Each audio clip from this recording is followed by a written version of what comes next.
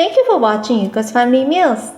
Today, I'm going to show you how to make chawanmushi. This is Japanese egg custard dish with umami flavor from dashi and it also has silky texture. You'll love it.